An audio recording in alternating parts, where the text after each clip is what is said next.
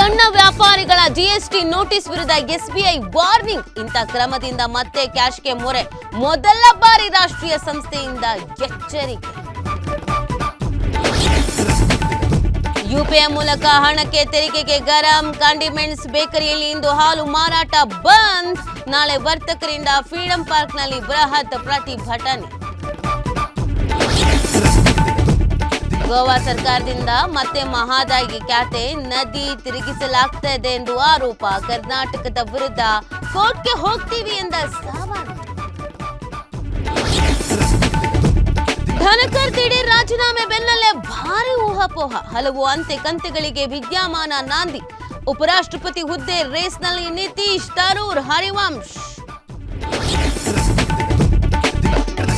Boeing ಇಂಧನ switch lock ಸಿಸ್ಟಂನಲ್ಲಿ ದೋಷ ಇಲ್ಲ. ವಿಮಾನ ಪರಿಶೀಲನೆ ಬಳಿಕ ಏರ್ ಇಂಡಿಯಾ ಮಾಹಿತಿ.